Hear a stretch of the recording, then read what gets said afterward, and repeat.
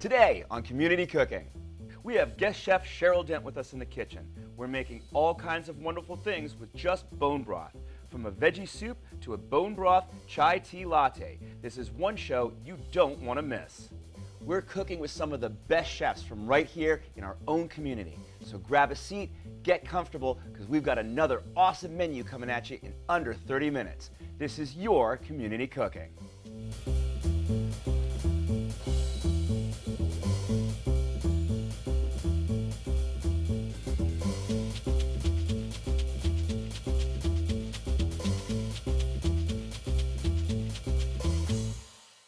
Hello and welcome to Community Cooking. I'm your host, Kirk Leins, and in our kitchen today is Cheryl Dent. Hi. Welcome back again. Thank you. It's great to be here. And I love that you said it's an awesome menu. It is an awesome menu. And I mean, we're doing bone broth. We're doing bone broth. And so trendy, right? I know, you see it in the stores. And how expensive. A little mason jar of bone broth can be anywhere from $8 to $12.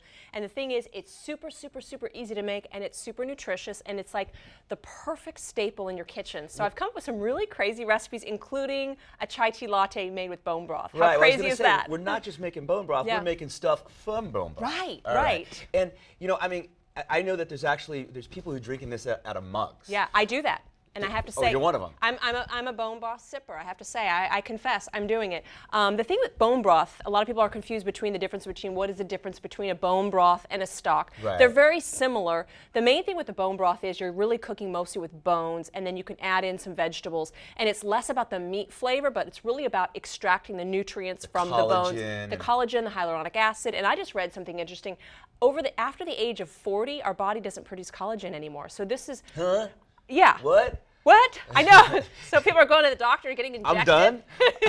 I'm done producing collagen? People are getting the doctor to get collagen injected and all that stuff. Well, you can actually just do it right in your kitchen. And the cool thing about making bone broth is you can actually have a bone bag, which I do in my freezer. So when you've had that rotisserie chicken at home, you can just take that carcass and put it in the freezer in a zip bag along with vegetables and whatever you've got. As well. I always keep any...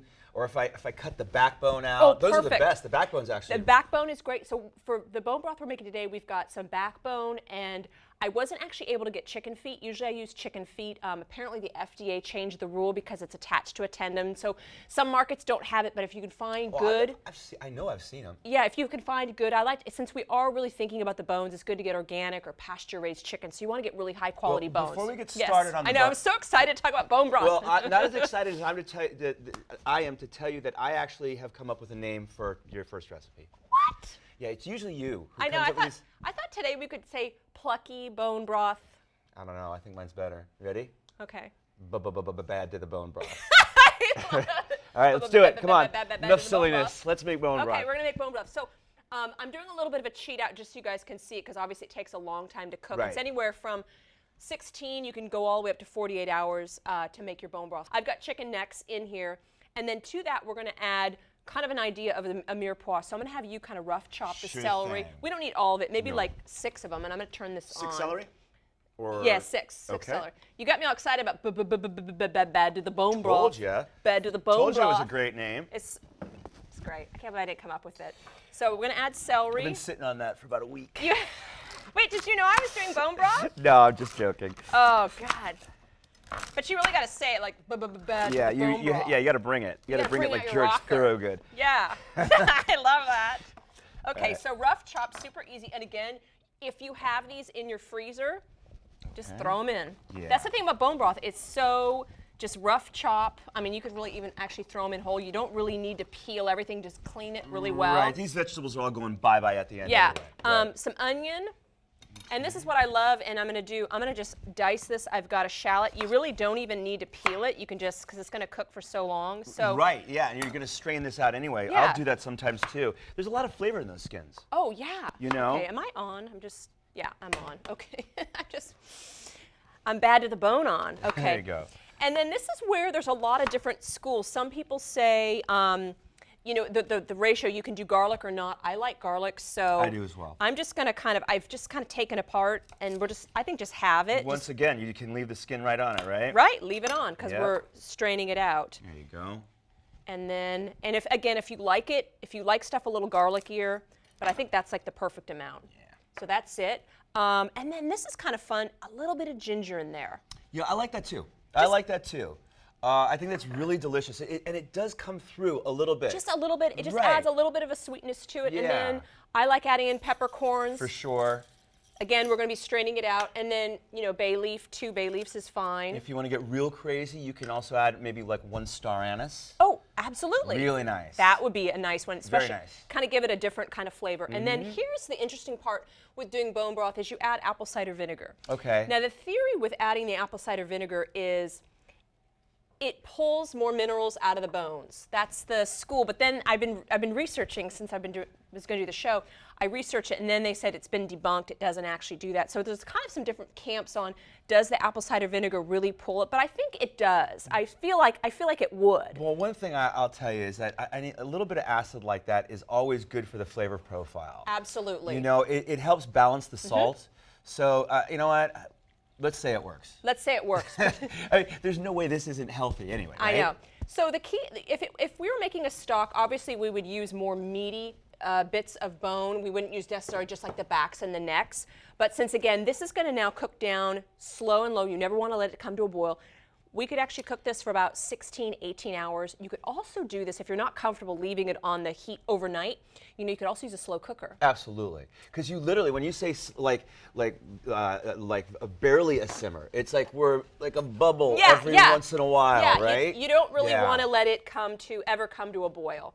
So that's it, right? There you go. How easy is that? Yeah, and in 48 hours. 48 hours, we'll have like this much. It's the epitome of slow cooking now. Now, obviously, when you make it at home, you'll probably use a stock pot even bigger than this. The one I have is like, it's like this big, and I do literally do it for 48 hours, but it's just a wieldy. And if you're going to invest that time, make a bunch of it. Yeah. Right? Right? You know, I mean, you're going to use it. Yeah, and then the other thing is once we strained it, actually, we could actually strain that one now. Perfect. I see a strainer. I see a strainer. Now, this is a nice chinois strainer, but I also like to add a little bit of extra straining. So a little cheesecloth is kind of fun. I'll show you how to do it. Just cut a little piece. And that's just going to help you keep any sediment out of it, right? Yeah. Make it nice and clear. Exactly. That's exactly. Just allows you to sort of like use it for a variety of things. And that clear broth is always sort of a sign of like a really good broth too. Absolutely. And that's, again, goes back to not boiling it. We want to keep it, because when you boil it, you can kind of cloud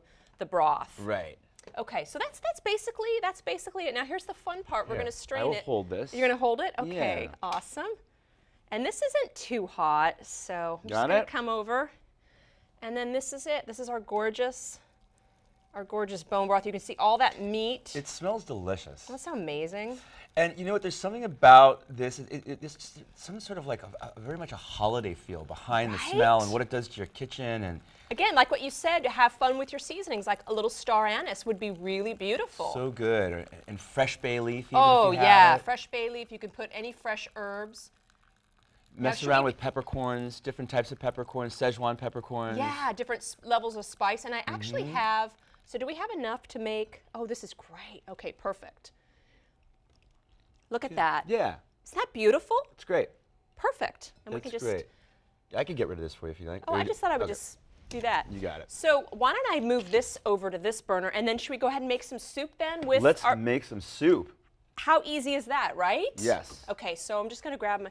Now, when you make large batches, do you freeze it? I do. Yeah. I let it cool down and then I freeze it. You can do mason jars. The other thing too you can have fun with is putting it in ice cube trays. Is great as well. I usually will do a combination of both. So I like to freeze it in quart containers so that I have, quart seems to be like a magic number for a lot of different things that I cook or whatever. I know. But you then just have to be careful with freezing I've had some issues where you're freezing it in the glass mason jars. I have had a few explode. So you really want to make sure you don't overfill it and keep it on the not putting anything too hot into the glass jars. But doing the ice cube trays is a nice trick because that allows you, if you're making like a sauce or something where you just need a little bit, you don't have to defrost a whole quart and then feel like you need to use it. But the other thing too about the bone broth, which is great, you could actually make your oatmeal with bone broth. You could make, there's so many applications other than just soups and sort of savory. Well, you're going to show us a chai tea, which is, I know. Can't imagine a chai tea latte with bone broth, but you're going to show us. Okay, so this is a really simple soup recipe I came up with, and it's basically your vegetable of choice. I thought today we would do some broccoli, and I went ahead and I already steamed it, so you can see it's almost already cooked. So a little bit of broccoli. Okay. And then why don't you go ahead and give me about half of that potato, and yeah, that's perfect. All right. Half and then quartered again. And you've also sort of pre-cooked these too, I did. I haven't you? steamed them. This will just kind of give our soup a little bit nice way to thicken it. And then I'm going to add just a little bit of, I've got some garlic, and you're probably wondering, my little trick is I put a little olive oil on my garlic. Right. So when I prep it the night before, it's kind of good to go. It lasts a couple days. So it's kind of a fun little catering trick, you know? That's nice, yeah. Okay. And then let's see, and then we're going to add just a tiny bit of the apple cider vinegar to this. How about any of the greenery that you have? Let's do it. You want to do it? Okay. Is this kale? Yeah. Let's put some kale in there a little bit. And this is Might where you can really have fun. You can use, you know what?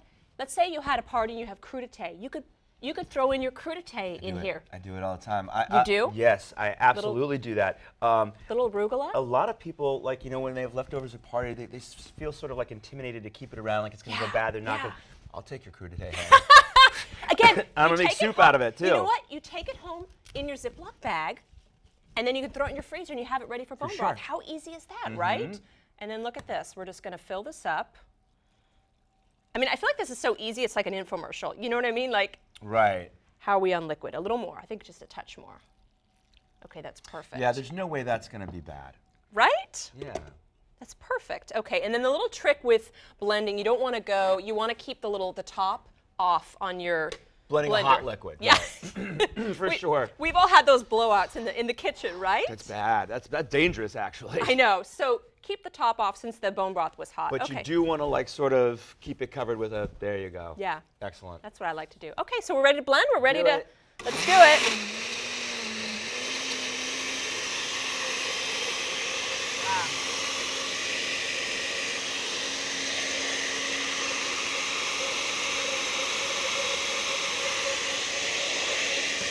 A little more. Okay.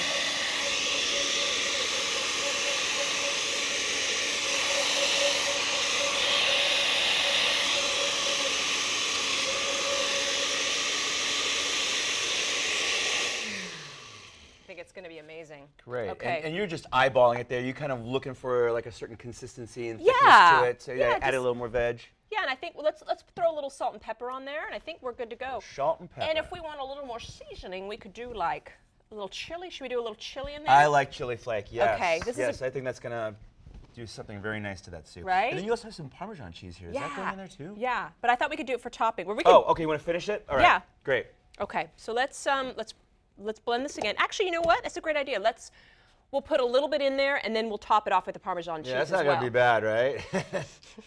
Can't go wrong with Parmesan cheese. All right. Right? Okay. So that's it. Take the little top thing off. And just for safety, I'm going to put the paper towel there. Oh, yeah. Yeah.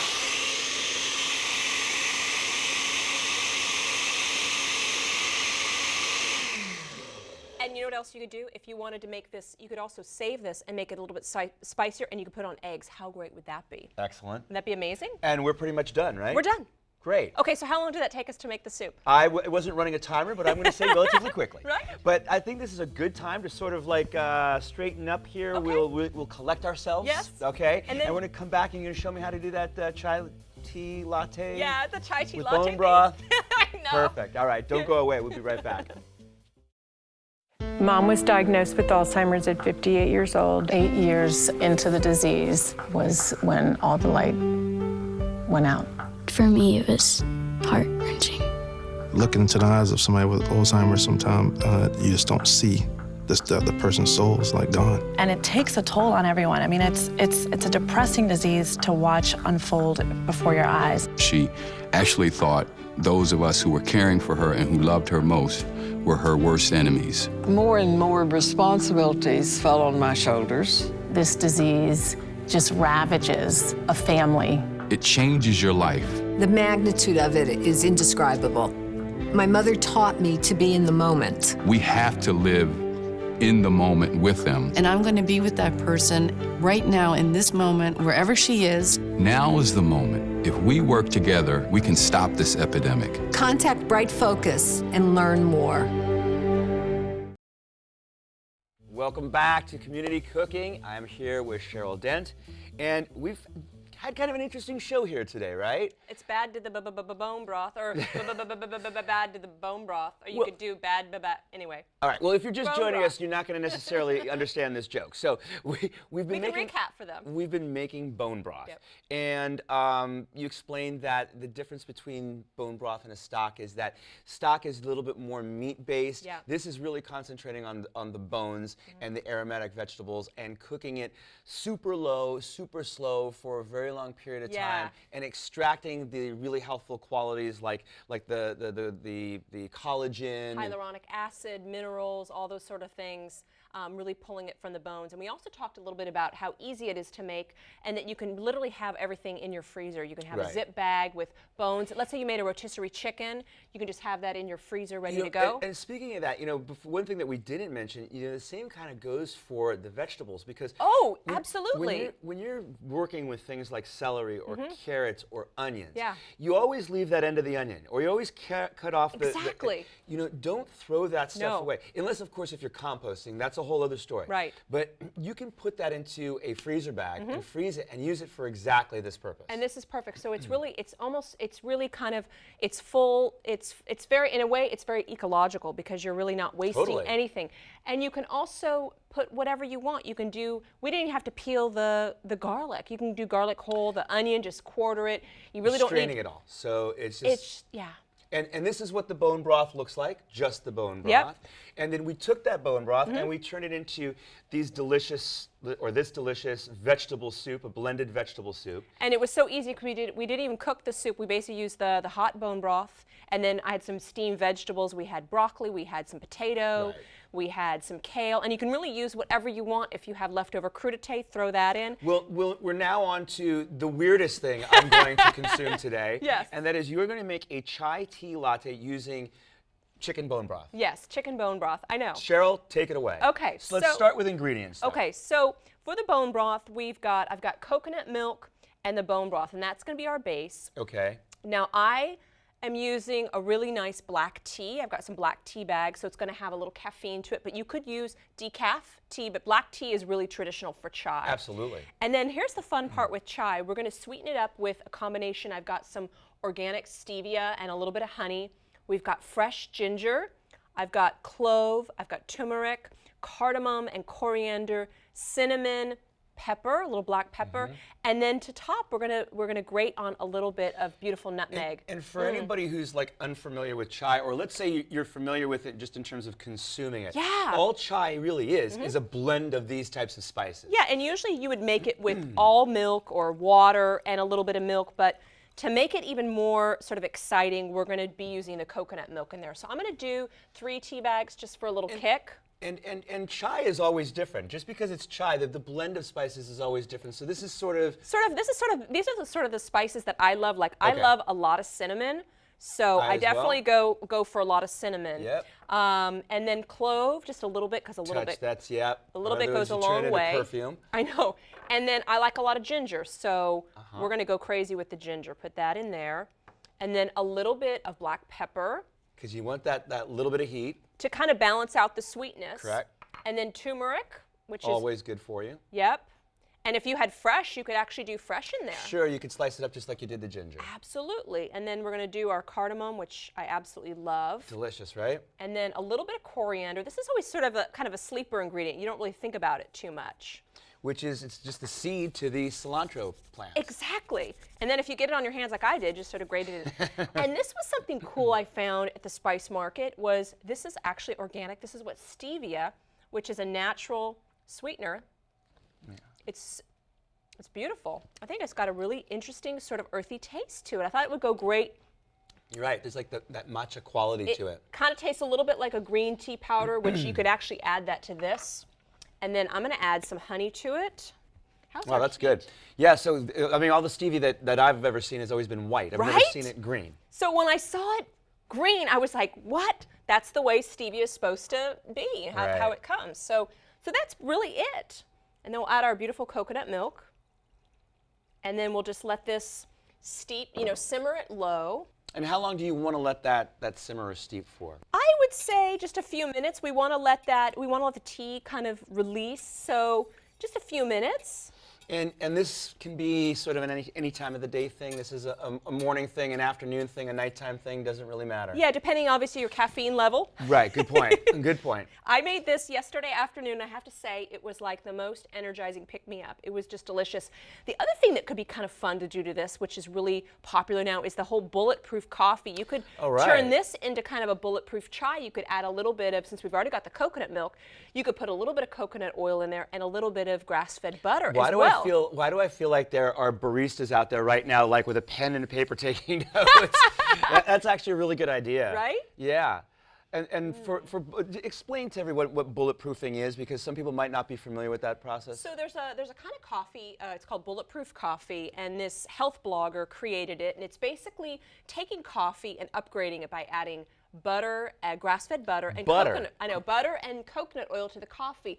But you blend it. You blend it. While it's hot, so that it all sort of incorporates and gets frothy and creamy. Yeah, and it's like a latte. And he got the inspiration from hiking in the Himalayas. He was very tired and exhausted, and legend was he had a cup of steaming tea with yak butter, and he was energized, and he started really researching how caffeine and fat, how it really affects the brain. You don't get that great crash after you have your morning coffee. I will say this. I sort of came on a little late to the party on it. Didn't really know what to expect. My first take on it was that it's absolutely delicious. I've done it with butter and coconut oil. Oh, it's great. It's delicious. Right? And it really tastes like a latte. It does. Like with a little coconut sort of... Little back note to the coconut. Right. The other thing that I will tell you is I do notice a difference. I really have a nice energy in the morning, and it's a little bit more of a time release, sustaining sort of energy. Yeah, it feels like that, because a lot of times if you have coffee with your, I usually do it with a little bit of creamer, you kind of have that rush of caffeine, and then you kind of crash. But there's something about the fat from the butter and from the coconut oil that just keeps the brain going. And if you have one of those little bullet blenders, that's a really good thing to do. That's what I do. Yeah, the bullet blender to make your bullet coffee. I brew my coffee, and I'll put the coffee in the blender. Should we blend this? Should we do that? But we could. You could put the butter here. Show. I know. We have another recipe. But I think this is actually looking absolutely perfect. Well, great. I tell you what, why don't we do this? We'll take a break, we'll clean up, we're going to come back, we're going to pour ourselves some tea and have a little soup and be warm, comfortable, and energized. Yes, great. All right, don't go away. We'll be right back. Guess what? I have some news for you. There's free food right there, junk food. Do you see that truck? Oh, jeez. It's a 2 Michelin star chef. All for free, ladies and gentlemen. All for free. Here we have a panzanella with summer vegetables and pesto. Enjoy. How we doing? Fantastic. So what do you got going on underneath that plate there? This food was really about to be thrown away. Yeah. Bro? Is there something wrong with this food? Where did you get it from? From farmers markets. They put aside the ugly vegetables and the ugly fruits. Carrot top, soft avocados. It was all food that was going to be discarded. Even the drink you had is made from like a little bruised peach. Did it taste a little bruised? Great. That was good. The average person throws away 24 pounds of food a month. That's a lot. Isn't that a lot? Go visit savethefood.com for more information. Thank you. Junk food time!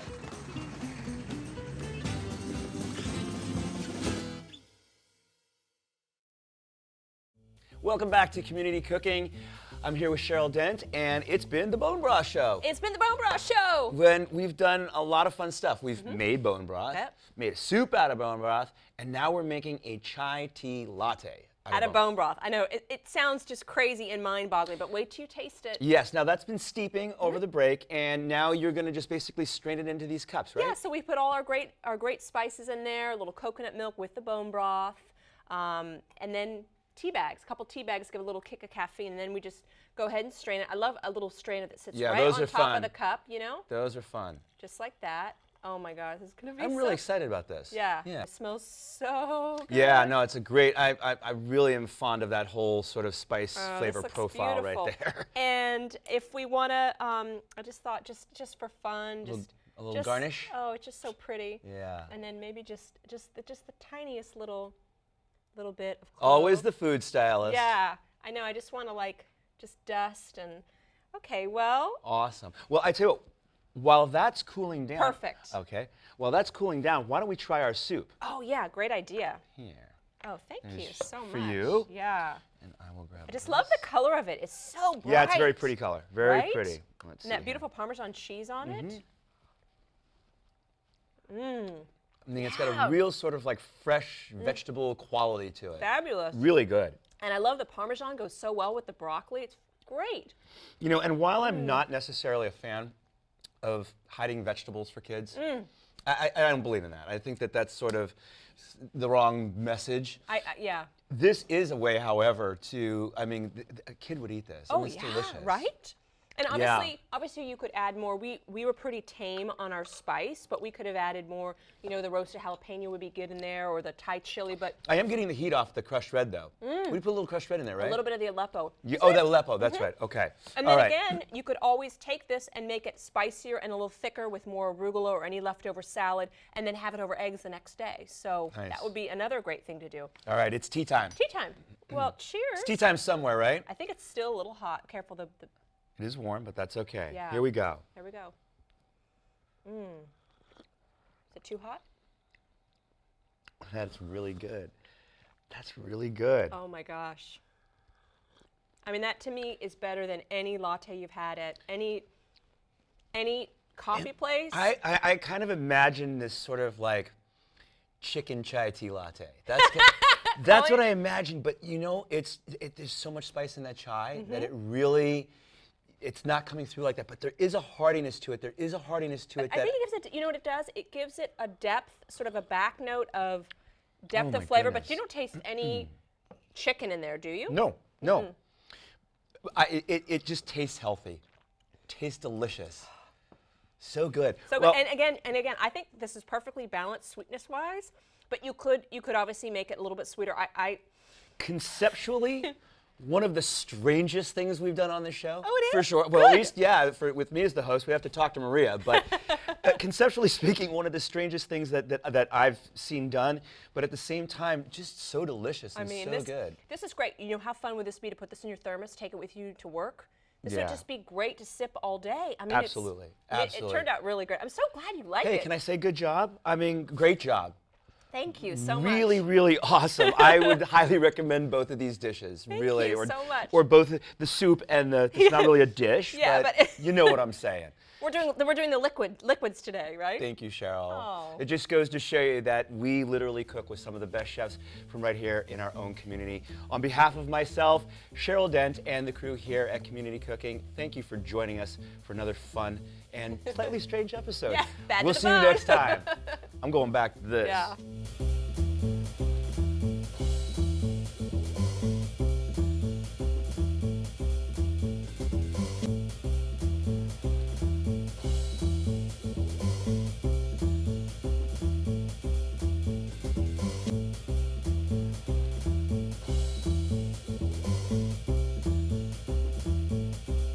If you'd like a copy of the recipes seen on this show, send us a self-addressed stamped envelope to the Office of Cable and Community Relations. That's 3350 Civic Center Drive, Suite 200, in Torrance, California, 90503. Be sure to note the show number displayed on the screen.